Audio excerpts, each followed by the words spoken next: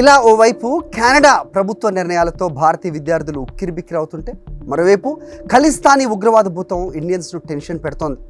Recent టైమ్స్లో కెనడాలో ఖలిస్తానీవాదులు భారతీయులపై దాడులు చేస్తున్నారు. మతానికి సంబంధించిన ఆలయాలను ధ్వంసం చేస్తున్నారు. మొన్నటి ఖలిస్తానీవాదులు మొన్నటికి మొన్న ఖలిస్తానీవాదులు పాకిస్తానీ కమ్యూనిటీతో సమావేశం అవటం కూడా మన ఇండియన్స్ భయాన్ని మరింత పెంచుతోంది. ఇలా ఒకటి కాదు రెండు కాదు, కెనడాలో చదువుకునే వారికి, చదువుకుందాం అనుకునే వారికి లెక్కలేనన్ని సమస్యలు కళ్ళ ముందే కనిపిస్తున్నాయి. మరోవైపు ట్రంప్ ఈ బార్డర్స్ సరిహద్దుల విషయంలో చాలా కఠినంగా ఉంటానని ప్రమాణ స్వీకారం చేయక ముందే భయపెట్టేస్తున్నారు. అటు ఆస్ట్రేలియా, యూకే వలస విధానాలు కూడా చాలా కష్టం అయిపోతున్నాయి. దీంతో భారతీయ విద్యార్థులను ఆకర్షించేందుకు అటు పోలాండ్, జార్జియా, ఎస్టోనియా, లిథువేనియా లాంటి తూర్పు యూరోప్ దేశాలు ప్లాన్స్ చేస్తున్నాయి. ముఖ్యంగా మన ఇండియన్ మెడికల్ స్టూడెంట్స్ ఇటీవల కాలంలో జర్మనీ వైపు ఎక్కువగా చూస్తున్నారు.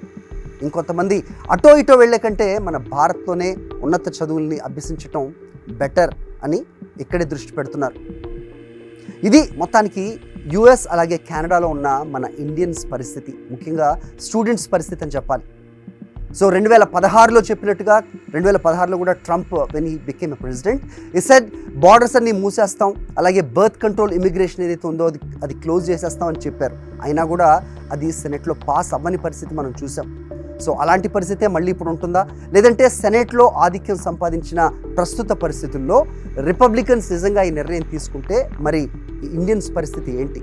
ముఖ్యంగా ఇల్లీగల్ ఇమిగ్రెంట్స్ ఎక్కువగా ఉన్నారు అని చెప్పుకుంటుంటే కనుక వీసా స్టేటస్తో సంబంధం లేకుండా ఉన్న పేరెంట్స్ పిల్లలు, వాళ్ళకి పుట్టబోయే పిల్లలు సిటిజన్షిప్ వాళ్ళకి రాకపోతే ఆల్టర్నేటివ్ ఏంటి?